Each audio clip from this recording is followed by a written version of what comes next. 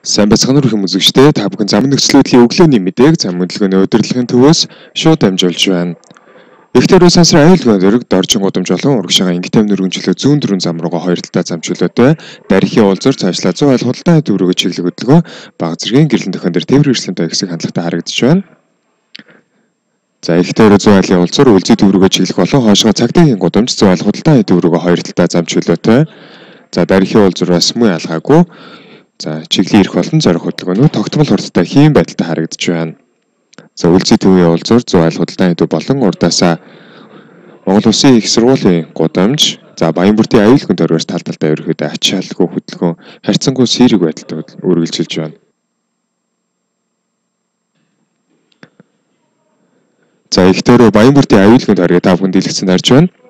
Баруунаас зүүн чиглэлдээ буюу хөндлөн чиглэлийн зам маань үлзий төврөгөө бага зэргийн гэрлэн төхөн дээр тээвэр эрсдэлтэй тохисыг хандлагатай харагдаж байгаа бол хойноос Чингүн жавын гудамж галдан бушигтын гудамжаасаа за чиглэлтэй өргөнчлөө галдан бушигтын гудамжаас айл талуудтай хөдөлгөөн ачааллгүй баруунаас зүүн чиглэлдээ энэвшийн өргөнчлөө тасганы авнаас бага зэргийн нэгтрштэй урсгал орж ирж байгаа бол зорих хөдөлгөөн харьцангуй сэрэг хэвийн үргэлжилж байна. За энэвшийн өргөнчлөө тасганы авны уулзуураас урагшаага бөмбөр худалдааны төв за цаашлаа баруун дөрвөн зам руу чиглэх урсгал маань гэрлэн төхөн дээр тээврийн өрсөлдөндөө нэмэгдэж хөдөлгөөний эрчим харьцангуй удаашрсан. За үзэгч та бүхэн сая дэлгэцэнд хараад өнгөрлөө. Автобус нийтийн тээврийн зогсоол замталбаа дээр манай асуудлын авторгны хөдөлгөөн маань бас төр зогсолт хийж бусдын хөдөлгөөнд за зорчигчдын буух суух явцад нэлээдгүй төв саад учруулдаг учраас та бүхэн аль болох төрийн дагуу хөдөлгөөнд өөрийн тээврийн эрсдэл зориулагдсан зогсоол замталбаа дээр тээврийн эрсдлийг байршуулахыг анхааруулж байна. За өргөө кино театрын 100 урд улсаар хороолын эцэс баруунаас зүүн чиглэлдээ гэрлэн төхөн дээр бага зэрэг тээвэр эрсдлийн тохисыг хандлагатай харагдаж байна. Инх тавны өргөнчлөө сапорогийн уулзуур ажилчдын гудамж 3 нүгээрээс 2 талдаа замчлуулаатай бол баруунаас зүүн чиглэлдээ 5 шараас муу ялгаагүй тогтмол хурдтай харин хойноосоо буюу хороолын эцэс хөдөлгөөний эрчим харьцангуй ачааллгүй байдалтай харагдаж байна. За үзэгч та бүхэндээ манай замын хөдөлгөөний удирдлагын төвийн за зөрчил бүртгэлийн хэсгийн мэрэгчлэн мэгмэрч бас энэ удаагийн нэвтрүүлэгт хамт оролцож байгаа. За манай мэгмэрч маань манай замын хөдөлгөөний удирдлагын төвөөс бэлтгэн гаргасан e-policy аппликейшны тухай та бүхэнд бас тодорхой зэгцтэй товч мэдээлэл бас өгөхөр хүрэлцэн ирсэн байна. Тэгэхээр мэгмэр дууш та e-policy аппликейшны тухай бас мэдээлэл өгнө үү? За нийт үзэж байгаа хүмүүст энэ өдрийн мэндийг хүргье. За замын хөдөлгөөнд оролцож буй жолооч нарын маань хувьд усгал цөрөх, тэмдэглэлээ зөрчих, зогс шугам давж зогсох, уулзуур гарч цаах, уулзуурт давхар эргэх, игнээ хааж зогсох, игнээбэр буруу үзлэх, гэрлэн төхөө зөрчих гэх мэтээр тэр болгон яг камераар илрүүлэх боломжгүй тиймэрхүү зөрчлүүдийг ихээр гаргадаг. За үүний улмаас төгжрөл үүсч замын хөдөлгөөний нэгтгэл ихсэж хөдөлгөөний ачааллыг ихээр бий болгодог. За тиймээс замын хөдөлгөөний соёлыг дээшлүүлэх, зөрчлийг бууруулах, иргэдийн оролцоо, хяналтыг нэмэгдүүлэх, болзошгүй аюулаас урьдчилан сэргийлэх зорилгоор замын хөдөлгөөний удирдлагын төв тээврийн цагдаагийн газартай хамтран энэхүү e-policy аппликейшнийг нэвтрүүлж эхлээд байна. За e-policy аппликейшн маань замын хөдөлгөөнд оролцож буй дүрм зөрчсөн тээврийн хэрэгслийн жолоочид торгуул оногдуулах хэлбэрээр захиргааны хариуцлага тооцох зорилттой програм байгаа юм аа. За тэгэхээр энэхүү аппликейшн маань ерөнхийдөө 10 сарын 1-ээс хэрэгжээд Play Store болно. За App Store буюу Apple дээр iOS үйлдвэрлэлийн систем дээр хараахан бас баталгаажуулаагүй цаанаас бас хүлээлтийн байдалтай байсан. Одоо бол яг хэвийн үргэлж байгаа гэж ойлгох нь зөв юм байна тийм үү? За тэгэхээр одоогийн байдлаар яг нийтдээ хэд орчим хүн яг манай энэхүү аппликейшнг яг гар утсан дээрээ татан байршуулж тогтмол хэрэглэж байгаа вэ? За хэрэглэх явцад болон татах ерөнхий зааварчилгаа санамж зүйлсүүд бас юу байна вэ? Тэр талаар мэдээлэл өгөөч. За 10 сарын 1-ээс хойш Android үйлдвэрлэлийн системтэй утсан дээр бол 10 сарын 1-ээс шууд татагдаж эхэлсэн. За iOS төр бол за нэг 2-7 хоногийн дараа татагдаж эхэлсэн байгаа. За одоогийн байдлаар гэх юм бол энэхүү аппликейшнийг 7000 гаруй хүн утсан дээрээ суулгаж авч манайх руу одоо зөрчлийг манайх руу илгээж байна. За яг аппликейшнийг татах болон за суулгасны дараагаар хэрэглэх зааврууд мөн яг энэхүү аппликейшнг ашиглахтай холбогдолтой санамж зөвлөгөөнүүд таны хувьд юу байна вэ? За энэхүү аппликейшнийг ер нь бол ашиглахад маш энгийн байлгагаар одоо тэгж хөгжүүлэлтийг хийсэн байгаа. За энэхүү аппликейшнийг ашиглаж одоо зөрчлийг мэдээлэхэд бол одоо ерөөсөө маш их хялбар байгаа. За гар утасныхаа search хэсгээр e-police гэж латин үсгээр бичиж хаагаад мэдээж татаж авна. За тэгээд дараа нь аппликейшн руугаа орсныхоо дараа зөвлөгөөцсөн дээр энэ аппликейшнийг хэрхэн ашиглах зааврууд нь бүгд байж байгаа. Маш товч хэлбэрээр. За тэгэхээр бас манай жолооч төвшөлт маань одоо Facebook-ийн томоохон группүүд байдаг тий. Захим замын цагдаа за трафик папарацци гэх мэтлэн бас групп дээр дүрм зөрчиж байгаа тохиолдлуудыг гар утсаараа баримтжуулан бас цагдаагийн албан агчид руу тухайн групп руу бас илгээдэг тохиолдлууд байдаг. Тэр болгоноор ихэнхдээ харж яхад манай жолоочд маань өөрсдөө тээврээр ирсэлж олоотоод хөдөлгөөнд оролцож явах явцдаа гар утас ашиглаж тухайн зөрчлийг бүртгэж аваад тохиолдол байдаг шүү дээ. Тэгэхээр энэ аппликейшны маань хувьд бас хэрэгжилж байгаа тохиолдолд айл болох хөдөлгөөнд оролцохдоо зөв соёлтой дүрмийн дагуу өөрөө гарын хөдөлгөөнд гар утас бас хэрэглэхгүй байхыг жолоочдоос анхааруулах нь зүйтэй байх тийм үү?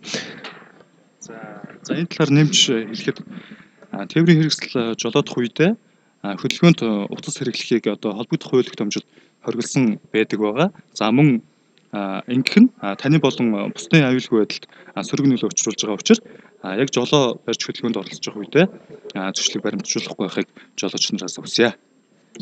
За ерөнхий мэдээлэл өгсөн зөрчил бүртгэлийн хэсгийн мэрэгчтэй мэгмар чантанд баярлалаа. За ингээд үзэгчтэй эргүүлээд үдээрээ замын нөхцөл байдлын мэдээгээ хүлээн авна уу.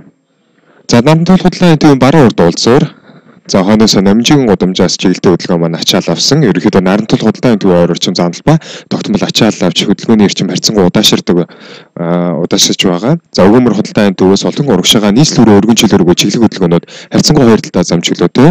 За баруунаас зүүн чиглэлд хөндлөн чиглэлийн зам буюу замын цагдаагийн уулзруур чиглэлж байгаа хөдөлгөөн маань нилээдгүй нэгтэрчтэй урсгал орж ирж ачаал авсан. За сөрөг урсгал тогтмол хурдтай хэвийн байдалтай үргэлжилж байна.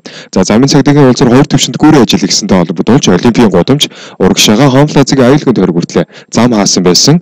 За энэ сарын 20-ны өдрөөс эх оны 3 дугаар сар хүртлээ олимпийн гудамж буюу хүүхдийн паркийн хойд уулзуураас урагшаага нарны замтайгаа холбогдсон хэсэг маань хоёр урсгалтай зам нээж хөдөлгөөн хэвээ үргэлжлэж байгаа нөхцөлийг бас бүрдүүлж аль болох түргэн шуурхаа тав тухтай зорчих боломжийг бас хангаан замын цагдаагийн алба болон замын хөдөлгөөний удирдлагын төв ажиллаж байгаа гэдгийг та бүхэн бас хүлээж авна. Одоогийн байдлаар тухайн замдалбай харьцангуй ачаалгүй байдалтай байна. Тэгэхээр та бүхэн за нарны замаас баруунаас зүүн чиглэлтэй замын цагдаагийн уулзуураас Нарантал худалдааны төв рүү ачаал авж байгаа нөхцөлд за инх таймны өргөн чөлөөгөргөө тухайн ачаалгүй байгаа замдалбайг сонгож хөдөлгөөнд оролцъё. Та бүхэнд замын хөдөлгөөний удирдлагын төвөөс анхааруулж байна.